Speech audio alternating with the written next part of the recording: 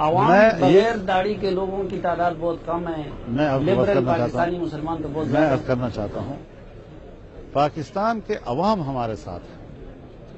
اگر داڑھی والے کم ہیں تو اتنا بڑا جلسہ کیسے ہو سکتا ہے؟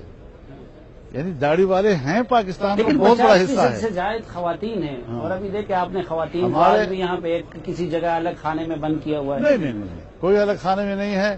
ہمارا ایک ایک کارکن جو یہاں بیٹھا ہوا ہے وہ اپنے گھر کے تمام خواتین کی نمائندگی کرنے کی صلاحیت رکھتا ہے.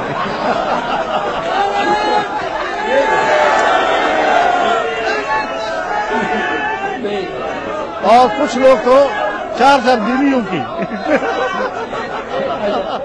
نہیں، وہ ایک تو نمائندگی کر سکتا ہے. ماشاءاللہ ہم نے دیکھا ہے کہ ایک ایک مرد 4 خواتین کی نمائندگی کرتا ہے. لیکن کیا وہ خواتین بھی وہ اس کو اپنی نمائندگی کا حق دیتی ہیں؟ وہ دیتی بھی ہیں.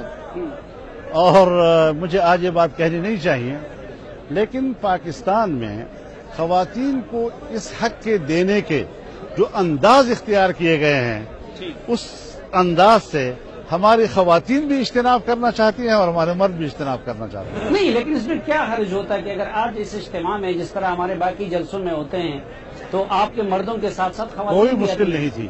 لیکن یہ اجتماع ہمارے خیال میں جتنا ہماری توقع تھی اس سے بھی بڑھ کر تھا.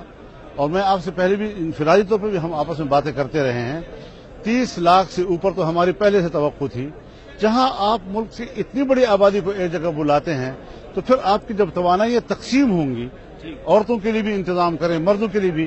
اب اختلاط کے تو ہم قائل نہیں ہیں کہ پھر مخلوط نظام ہو اور جناب ڈی چوک بنا ہوا ہو تو ڈی چوک تو ہم بھی نہیں بنانا چاہتے تھے نا جی.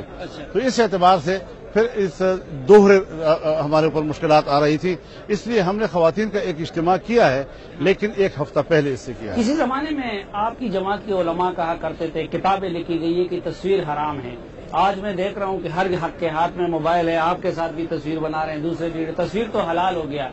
آپ کے جلسوں میں موسیقی کب سن نہیں. تصویر حرام ہے اور قطعاً حرام ہے. نمبر 1 اب بھی بات سنو.